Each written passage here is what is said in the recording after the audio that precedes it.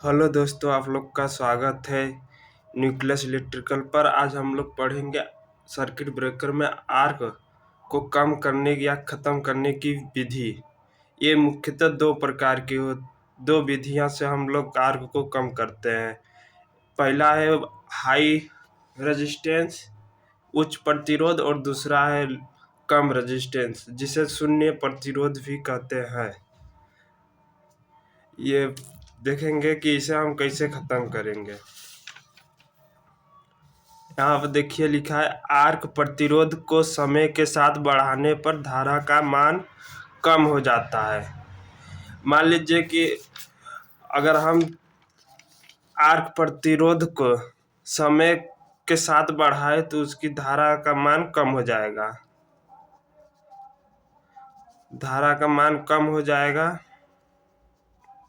जिससे कि हमारा जो सर्किट ब्रेकर में आर्क है उसे बने रहने के लिए पर्याप्त धारा नहीं मिल पाएगी।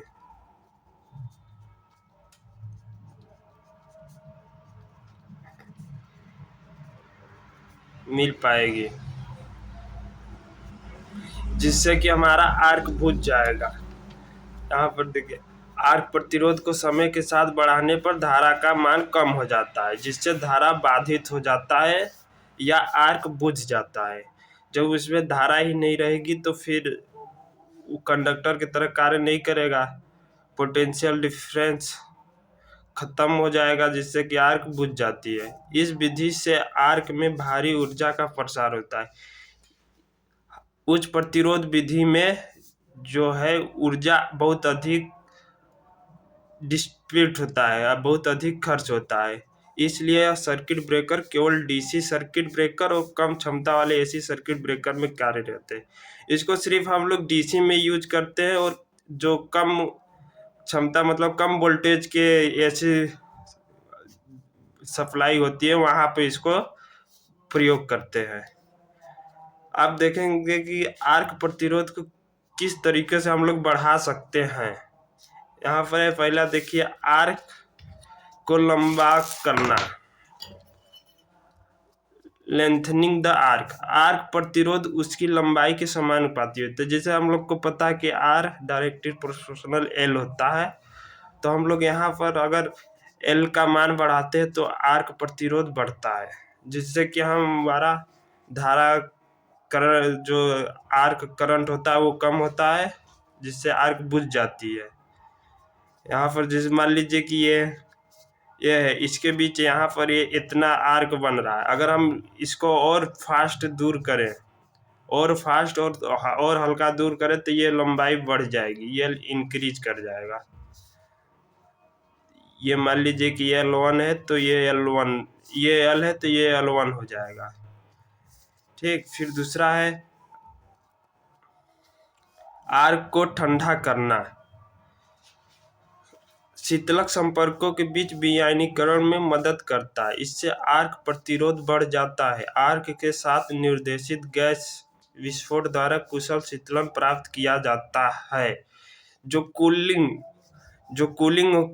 होती है, कूलिंग करने के लिए जिस आयल का उपयोग करते हैं, हमारा जो आयनीकरण कैसे होता है, जब दोनों संपर्कों के बीच टेम्परेचर इंक्रीज करता है तो ये आयनाइज या फिर वेपराइज हो जाते हैं, जिससे कि जो इसके कण है वो कंडक्टर की तरह कार्य करते हैं। कंडक्टर की तरह कार्य करते हैं, जो धारा को प्रवाहित करते हैं, जिससे आर्क हमारा बना रहता है। तो यहाँ पर हम शीतलक का प्रयोग करेंगे। शीतलक इस जो आयनित कण है उसको विआयनीकरण करता है। इससे आर्क प्रतिरोध बढ़ जाता है। आर्क के साथ निर्देशित गैस विस्फोट तथा कुशल शीतलन प्राप्त किया जाता है। इसको विआयनीकरण करने के लिए जो निर्देशित आयल होते हैं उसका हम उपयोग विस्फोट कर इसे विआयनीकरण कर सकते हैं। गैस का विस्फोट करने से आयनाइज कण तेजी से संगठित होते हैं। जिससे जिससे आर्क प्रतिरोध बढ़ जाता है। और तीसरा यहाँ पर है आर्क के क्रॉस सेक्शन को कम करना। यदि आर्क के क्रॉस सेक्शन का क्षेत्र कम हो जाता है तो आर्क बनाए रखने के लिए आवश्यक वोल्टेज बढ़ जाता है, जिससे कि आर्क को बनाए रखने के लिए हमें जितना वोल्टेज की आवश्यकता होती है उतना नहीं मिल पाता है अगर आर्क के क्रॉस सेक्शन को कम कर दिया जाए, क्योंकि जो आर डायरेक्टिव प्रोपोर्शनल 1/A होता है, अगर इसको हम लोग कम कर देंगे तो ये अधिक हो जाएगा, जिससे कि हमारा आर्क प्रतिरोध बढ़ जाता है। दूसरे शब्दों में आर्क प्रतिरोध बढ़ जाता है। तो यहाँ पर आर्क को बुझाया जा सकता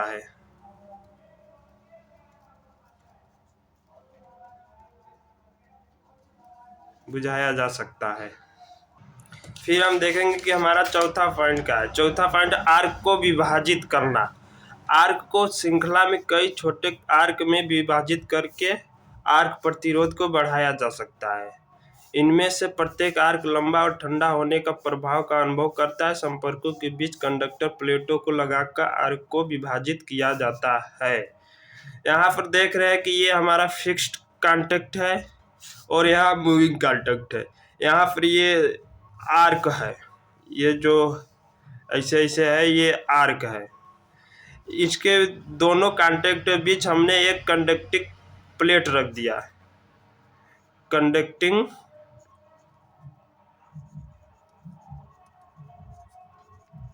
प्लेट रख दिया, जिससे कि जो आर्क हमारा ये डायरेक्ट आर्क बन रहा था, अब ये इसको लंबा पाथ कवर करना पड़ेगा। ये देखिए ऐसे ऐसे जाएगा, जिससे कि इसे अधिक दूरी तय करने पड़ेगा।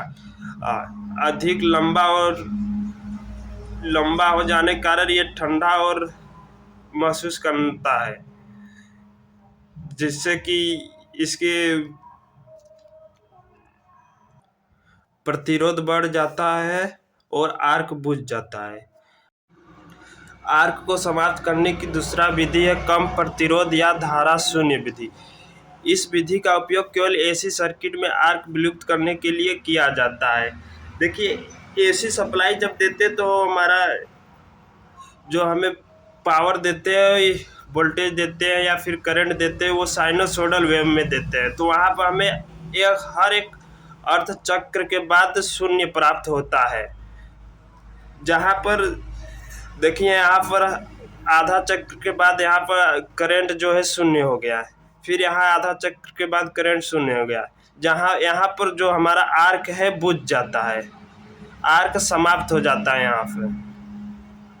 और दोनों कांटेक्टों के बीच आयन और इलेक्ट्रॉन रहते हैं, आयन और इलेक्ट्रॉन रहते हैं, जिससे कि जो इससे फिर वोल्टेज आगे बढ़ता है, स्ट्राइकिंग वोल्टेज बढ़ आता है, तो वो फिर से वो करंट प्रवाहित होती है, वो आर्क बना रहता है।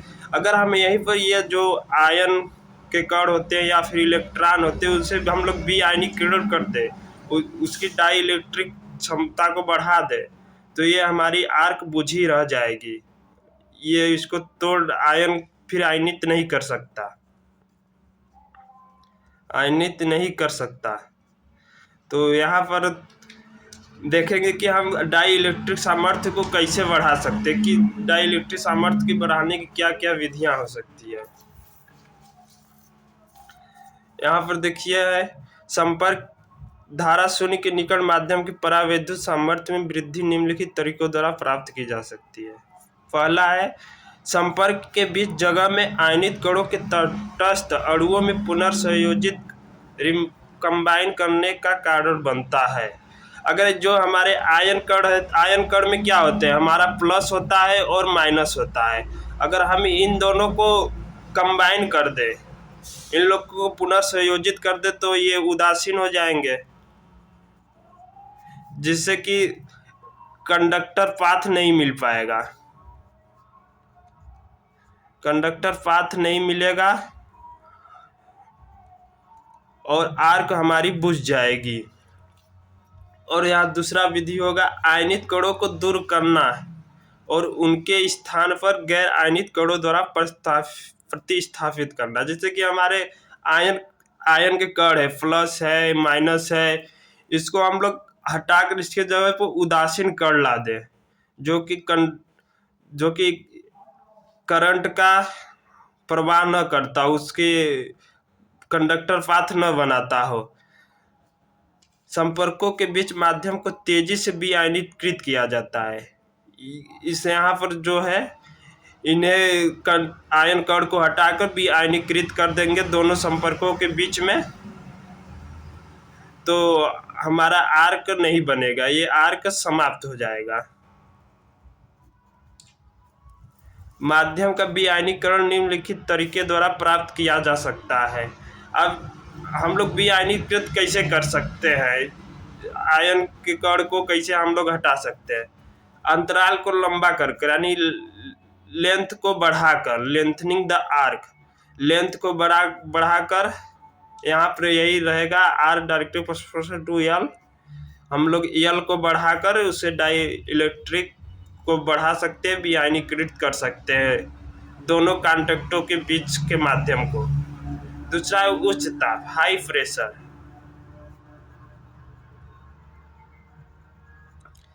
अगर यहाँ पर देखिए, जो ये मान लीजिए दोनों कॉन्टैक्ट यहाँ पर माध्यम ही, इसके चारों ओर हाई प्रेशर होगा, तो यहाँ पर जो कण होंगे इसके बीच में, उनका घनत्व तो बढ़ जाएगा। निर्वहन कण का घनत्व तो बढ़ जाएगा।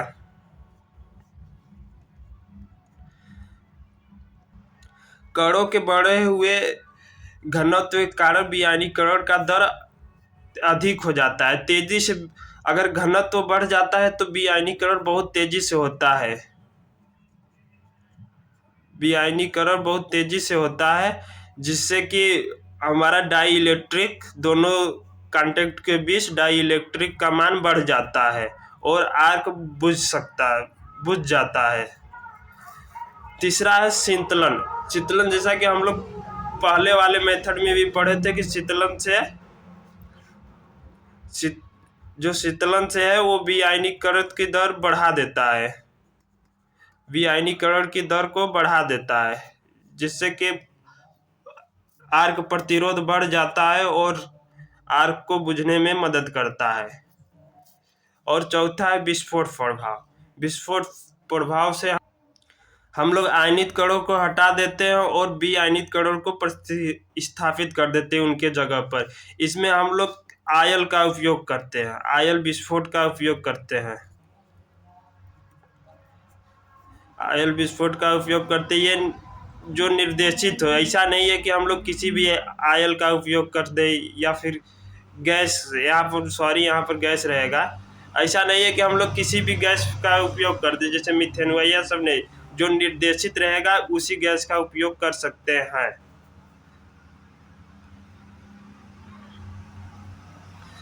आगे हम लोग पढ़ेंगे सर्किट ब्रेकर के विभिन्न प्रकार। धन्यवाद।